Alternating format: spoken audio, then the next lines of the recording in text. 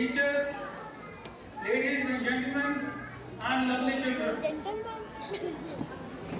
It's an honor to be here among such talent which I've seen after about 5-6 years. मेरे ख्याल से मैंने अपनी लाइफ में इतना अच्छा कार्यक्रम कभी नहीं देखा।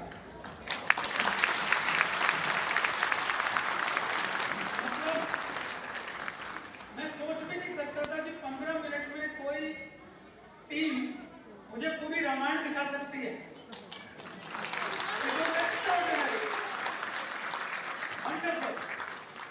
इतनी एनर्जी, इतना टैलेंट,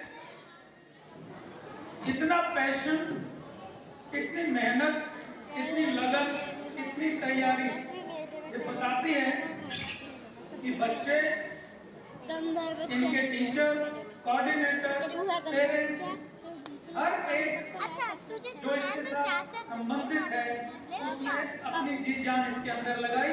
इसके लिए मैं आप सभी को दिल से धन्यवाद करता हूँ।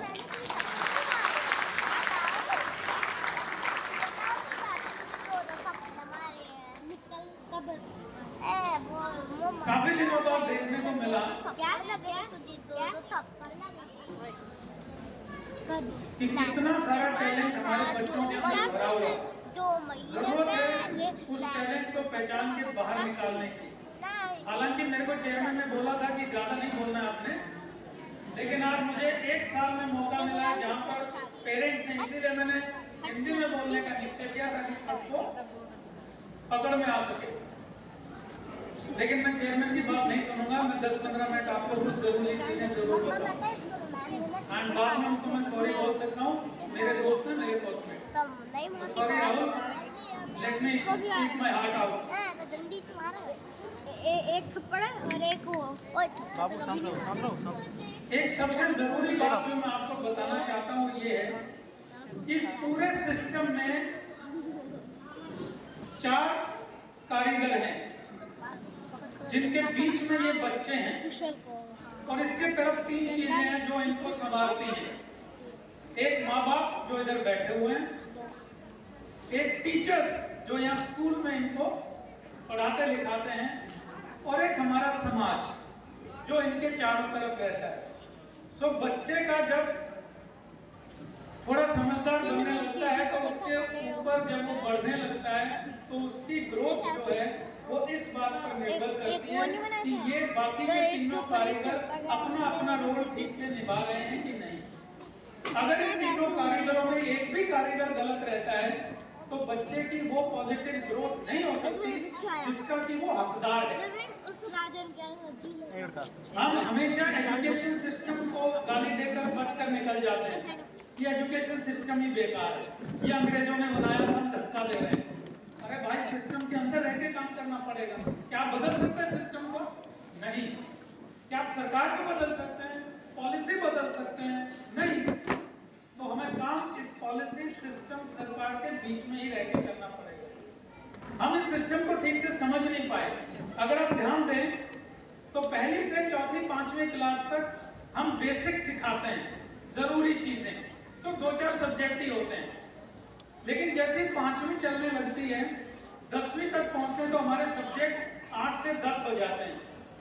जब 12वीं में जाते हैं तो हम वापस 3-4 सब्जेक्ट पे आ जाते हैं। जब ये बच्चे कॉलेज में जाएंगे तो इनके पास 3 सब्जेक्ट रह जाएंगे। जब वो बच्चा पीजी करने जाएगा तो उसके पास 1 सब्जेक्ट रह जाएगा। जब वो पीएचडी करने जाएगा तो इस सब्जेक्ट में से एक टॉपिक रह जाएगा। आप इस सिस्टम को समझिए। हम ये 12 सब्जेक्ट बच्चे को क्यों पढ़ा रहे हैं? आपका और हमारा फर्ज है इस बच्चे को, जो कि अनजान है, इसको खुद नहीं पता इसके अंदर क्या है, हमें भी नहीं पता क्या है, तो हम 12-14 सब्जेक्ट, इतने सारे स्पोर्ट्स, कितनी एक्टिविटीज उसको एक्सपोज करके ये देखना चाह रहे हैं कि इस बच्चे का आखिर पैशन कहाँ है, इसके अंदर जो टैलेंट है वो किस में है। साइंस पढ़ने में है, आर्ट्स पढ़ने में है, फुटबॉल में है, गाना बजाने में है, म्यूजिक में है, टैलेंट है कहाँ? एक बार वो टैलेंट आइडेंटिफाई हो जाएगा तो फिर हम उसको उस टैलेंट की तरफ फोकस करना शुरू करेंगे। लेकिन यहाँ माजरा कुछ और है। यहाँ सब इंजीनियरिंग, मेडिकल, बला बला बला बला बला बला उसके पीछे बात, और उस बच्चे का जो ओरिजिनल टैलेंट है वो शहीद हो जाता है। दूसरी प्रॉब्लम जो पेरेंट्स की तरफ से बहुत ज्यादा होती है वो ये है कि हमें आईआईटी और नीट के अलावा तीसरी चीज नजर ही नहीं आती, और इस गरीब बच्चे को हम बना लेते हैं अपने लिए एक मॉडल कि हमारी इज्जत तो यही है कि शर्मा जी का बेटा आईआईटी में गया तो मेरा क्यों नहीं गया, हम इसको इज्जत बना लेते हैं। अरे उस बच्चे के बारे में छोड़ो, छोड़ो शर्मा जी को यार। अच्छा आप आईआईटी में क्यों नहीं गए यार?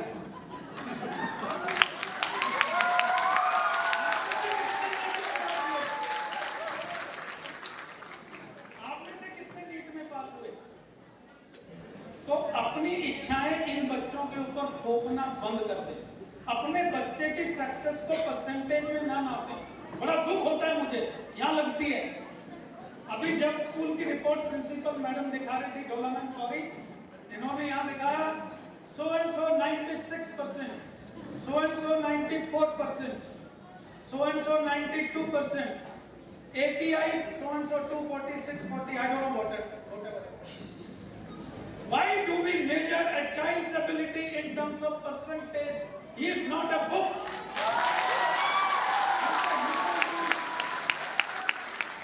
He's a human being. Please don't measure him in percentage.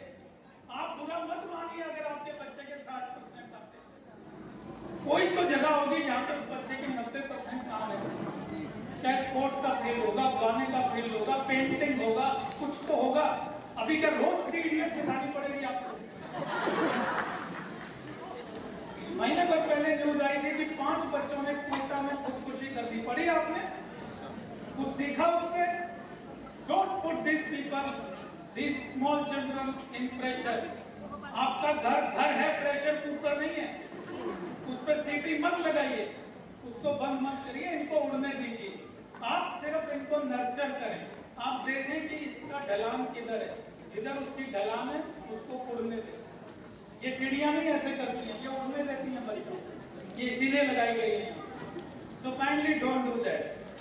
Parents से मुझे सिर्फ इतनी ही रिक्वेस्ट है कि बच्चों पे प्रेशर ना डालें, उनको पहचानने की कोशिश करें। घर में उनको अच्छा माहौल दें, अच्छा खाना खिलाएं, अच्छा माहौल दें, उनको वो सारी चीजें दें जो वो अच्छा आगे बढ़ने के लिए उनको चाहिए। दूसरी आती है टीचर्स की बात। आपकी जो अचीवमेंट है वो इस बात पर नहीं है कि आपकी क्लास में एक बच्चे के 96% आए तो मैं आपको भी सर्टिफिकेट दूंगा। नहीं, जो बच्चे 6 बैठे हैं जिनके 60% आए उनका क्या? उनके बारे में कोई बात करता है? कोई बात नहीं करता। आपका फर्ज है हर बच्चे को साथ लेके चले। बच्चों के नंबर आपकी काबिलियत को नहीं दिखाते, आपकी काबिलियत दिखाते हैं कि आप इन बच्चों को क्या बना रहे हैं। आप इनको नंबर की बजाय एक सॉलिड कैरेक्टर दीजिए, एक नेशनल कैरेक्टर दीजिए, इनको एक अच्छा नागरिक बनाइए। Make them good citizens of this country, they will make you proud.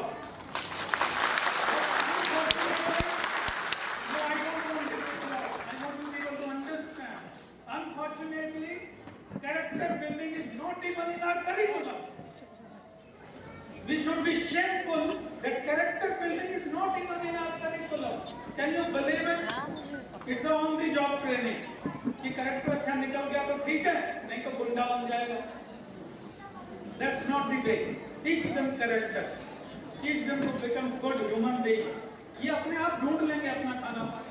आपको चिंता करने की जरूरत नहीं। कुछ ना कुछ ये जरूर कर लेंगे। अगर आप इनका बेस ठीक बनाएंगे, ये उसके ऊपर कोई ना कोई बिल्डिंग खड़ी कर ही देंगे, चाहे ताजमहल ना हो, कुछ भी जरूर करो। So please see that your activities are directed, focused at making them good human beings. Teach them values, teach them how to handle the life which is in front of them. And the third and the most useless part in this entire system is the society. You know, society is a failed system. समाज एक असफल संस्थान है। समाज कौन है? हम सभी समाज हैं। This society favors mediocrity. Society चाहती है कि वो कोई भी आदमी उससे ऊपर ना उठे, जैसे सोसाइटी कहे वैसे वो चले। कोई भी आदमी लाइन से हटके काम करना चाहता है, सबसे पहले उसको समाज घेरता है। एक लड़की निक्कर टी शर्ट में बाहर निकलती है तो सबसे पहले उसको समाज घेरता है। क्यों? Because she is doing something beyond them. They are scared, they are scared. एक लड़का अगर डांस करना चाहता है, वो क्लासिक डांस करना चाहता है, घुंघरू बांधता है, तो सबसे पहले उसको नचनिया कहते कौन चढ़ाता है? समाज। बिकॉज उनको मालूम है ये अगर इससे निकल गया, इसके पीछे 4 और आएंगे और फिर उनका कंट्रोल खत्म हो जाएगा। समाज चाहता है सब कंट्रोल में रहे। Society is a failed system. So this is my take to the children is, don't bloody even bother about the society. Do what your heart says and do what you want to do.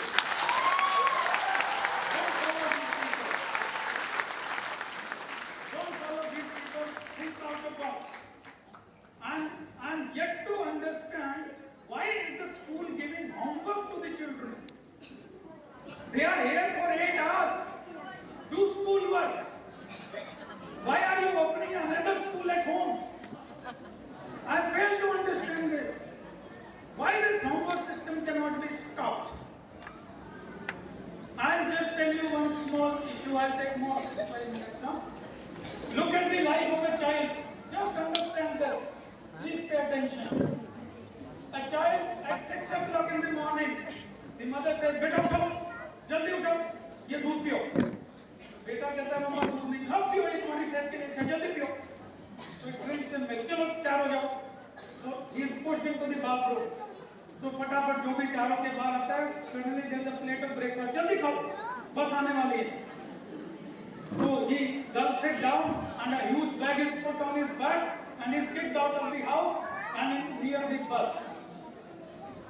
The child is not out of sleep also. He still doesn't know what has happened to him. In the bus, the conductor gets him and sit down. Now the child wants to sit in front. He said, "No, idhar baitho, ye jagah hai tumhara. Sit down." He also wants to have a control.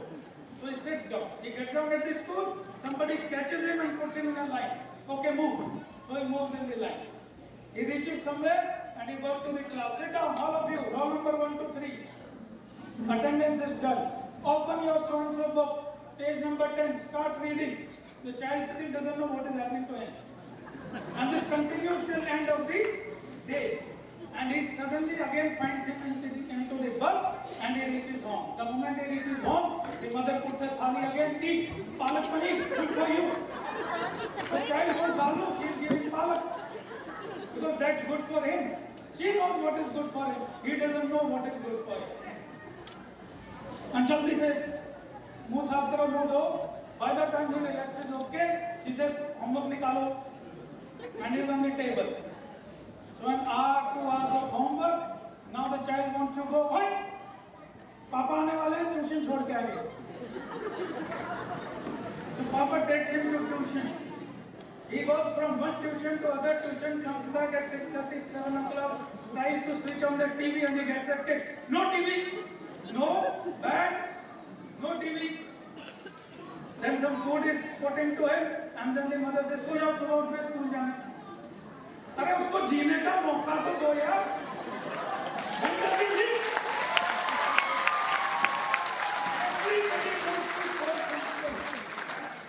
We are trying to achieve something out of that poor boy or that poor girl. Don't do that. So I would be very happy in some coming time if the principal and the staff can think of removing this homework thing from the education. I don't think it is required anymore. It is no more required. Second point I want to make out is that why we write extracurricular activity. You think all that which has happened today is extra? I think that is primary. Why it should not be part of curriculum? Why it should be extracurricular? That is the thinking of us, thinking of the system, thinking of the society. Extracurricular. I mean, have to have nahi hai to koi baat. Why so? It should be a curricular activity. Kindly encourage your children to get into these activities. Make them exposed to these activities. You don't know which you will find there. Keeping that in mind, we have started some clubs.